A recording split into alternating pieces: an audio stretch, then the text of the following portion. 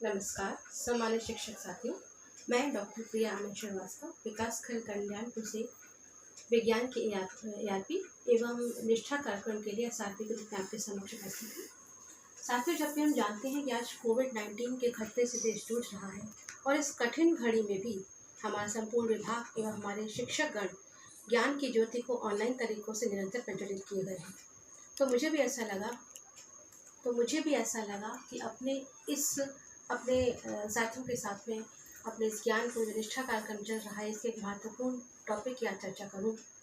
साथियों, आज आपके साथ में मैं निष्ठा कार्यक्रम के एक महत्वपूर्ण मॉड्यूल संख्या 13 विद्यालय नेतृत्व अवधारणा एवं अनुप्रयोग के विषय में आपसे चर्चा करूंगी। हम लोग जानते हैं कि शिक्षा के क्षेत्र में समग्रता को लाने के लिए निष्ठा कार्यक्रम की शुरुआत की गई और सिर्फ प्रदेश ही नहीं अपितु संपूर्ण देश में शिक्षा के स्ट्रक्चर को और शैक्षिक समानता समग्रता लाने के लिए निष्ठा कार्यक्रम चलाया जा रहा है, जिसके अंतर्गत बहुत सारे शिक्षकों को एक साथ प्रशिक्षित किया गया है। इस प्रशिक्षण प्रोग्रामों में बहुत सारे मॉड्यूल्स हैं, जिनमें से एक प्रमुख मॉड्यूल था विद्यालय नेतृत्व अवधारणा एवं अनुप्रयोग। चूँकि समग्रता की बात चली है, अतः भारत सरकार के द्वारा 17 SDG गोल्स यानी कि सतत विकास लक्ष्यों का निर्धारण किया गया है, जिन्हें हमें 2030 तक प्राप्त करना है। और हमारा जो तात्पर्य है वो इसके मुख्य एम संख्या 4 यानी कि उद्देश्य संख्या 4 से है, जो है एजुकेशन। और जब एजुकेशन की बात चलती है तो विद्यालय उसमें अपने आप ही समाहित हो जाते हैं। एक सफल विद्यालय का प्रबंध एक सफल विद्यालय प्रमुख के द्वारा ही किया जाता है। अतः विद्यालय प्रमुख हमारे लिए इसलिए भी अनिवार्य हो जाते हैं, बहुत महत्वपूर्ण हो जाते हैं, क्योंकि समग्र शिक्षा व्यवस्था का जो भार है विद्यालय प्रबंधन है वो उन्हीं पर निर्भर करता है। मित्रों, एक बात हम जानते हैं, यदि किसी के भी साथ में समग्र प्रमुख शब्द जोड़ दिया जाता है तो व्यक्ति स्वयं ही बहुत अधिक महत्वपूर्ण हो जाता है और फिर विद्यालय प्रमुख तो हमारे विद्यालयों के प्रमुख हैं। आज अपनी इस चर्चा में हम विद्यालय प्रमुखों की 3 प्रमुख भूमिकाओं पर चर्चा करेंगे। सबसे पहले उनके हम समग्र दायित्व रूप पर चर्चा करेंगे, उसके बाद हम उनके ज्ञान कौशल एवं उससे जुड़े विभिन्न पक्षों पर चर्चा करेंगे।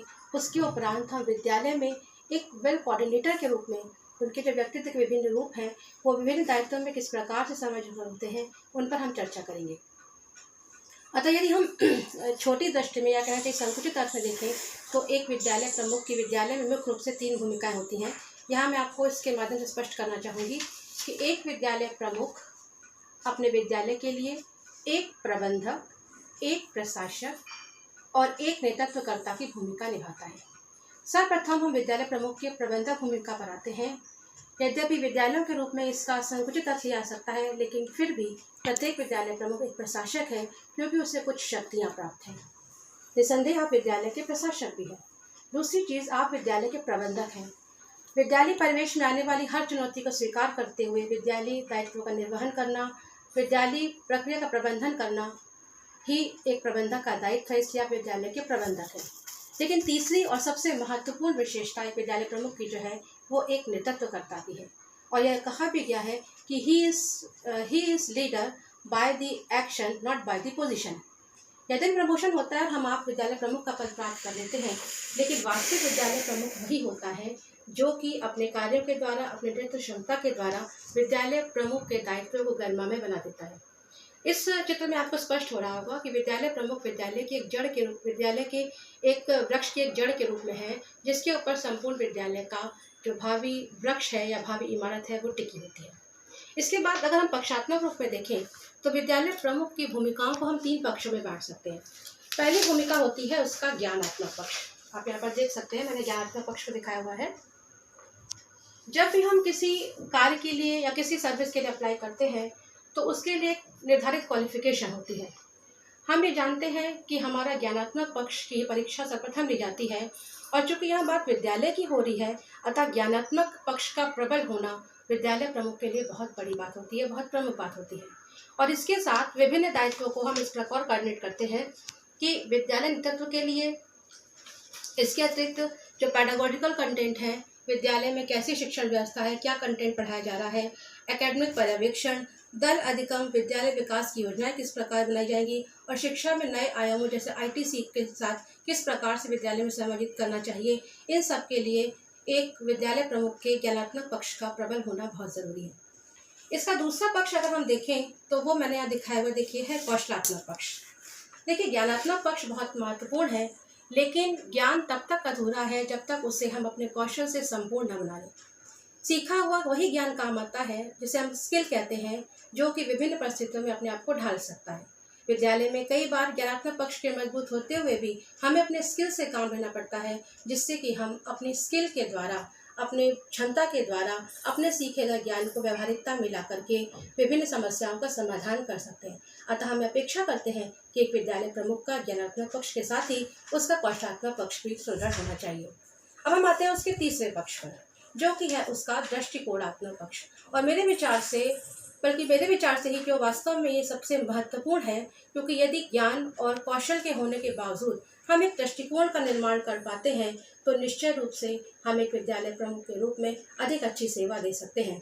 क्योंकि हम जानते हैं कि माइंडसेट या फिक्स माइंड होना किसी भी प्रोग्रेसिव होने की निशानी नहीं हो सकता। हम ये जानते हैं कि हमारे बच्चों में असीम संभावनाएं होती हैं, साथ ही हमारे साथ विद्यालय में काम करने वाले हमारे सहकर्मियों में भी असीम संभावनाएं होती हैं। और यदि विद्यालय प्रमुख का दृष्टिकोण सकारात्मक है तो उनके साथ में अच्छे परिणामों को निकालने के लिए सकारात्मक दृष्टिकोण बहुत महत्वपूर्ण सिद्ध होता है। अतः सकारात्मक दृष्टिकोण का होना भी विद्यालय प्रमुख की एक बहुत महत्वपूर्ण विशेषता है। इसके बाद हम ये देखते हैं कि समग्र रूप से हमने सारे पक्षों को देख लिया। हमारे पास ज्ञान है, हमारे पास कौशल है और हमारे पास दृष्टिकोण को मैनेज करने की क्षमता भी है। फिर हम ये देखते हैं कि विद्यालय में जो विभिन्न प्रक्रियाएं चलती हैं, जैसे हमें विद्यालय में बहुत सारे रजिस्टर मेंटेन करने होते हैं, विद्यालय में हमें बहुत सारे नए नए नवाचार करने होते हैं, हमें विद्यालय में एक लीडरशिप करनी होती है, क्योंकि विद्यालय के विभिन्न घटकों को साथ में लेकर चलना होता है। इसलिए विद्यालय प्रमुख की भूमिका ये अहम हो जाती है कि वह कुशल नेतृत्वकर्ता बने, जिसके साथ में ज्ञानात्मक, व्यवहारात्मक और स्किल तीनों पक्ष उसके साथ में हों, जिससे वो विद्यालय में होने वाली सभी प्रक्रियाओं को अच्छे से मैनेज कर सकता है। देखिए इस चक्र के माध्यम से बताया गया है ये वे चीज़ें हैं जिनको कि एक विद्यालय प्रमुख को अपने विद्यालय में एक लीडर की तरह प्रमोट करना होता है, इनके साथ में सामंजस्य बिठाना होता है।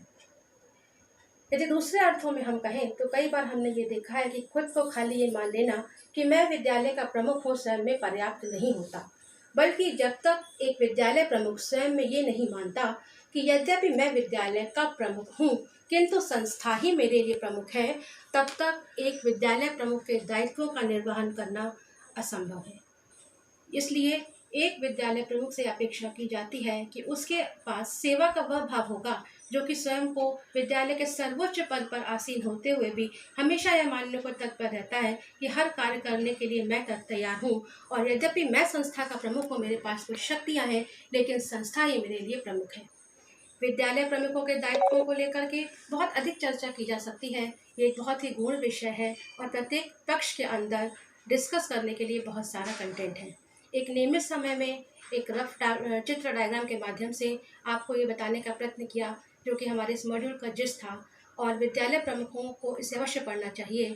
और विद्यालय जो कि हमारे समाज की नींव है और जो कि निष्ठा के लक्ष्यों को प्राप्त करने के लिए विद्यालय हमारी निम्नतम इकाई है, जहाँ पर हमें इन लक्ष्यों का इम्प्लीमेशन करना है। विद्यालय प्रमुख यदि अपने इन विचारों का मंथन करेंगे, आत्मलक्षण करेंगे और ये पाएंगे कि लॉकडाउन के समय में जबकि उनके पास पर्याप्त समय है, वे अपने इन गुणों को निखारने का, मांझने का प्रयत्न करेंगे, तो निसंदेह ही विद्यालय हमारे अमृत तुल्य हो जाएंगे, जो कि हमारे देश के लिए बहुत ही वरदान साबित होगा।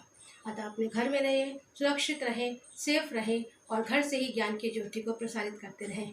नमस्कार।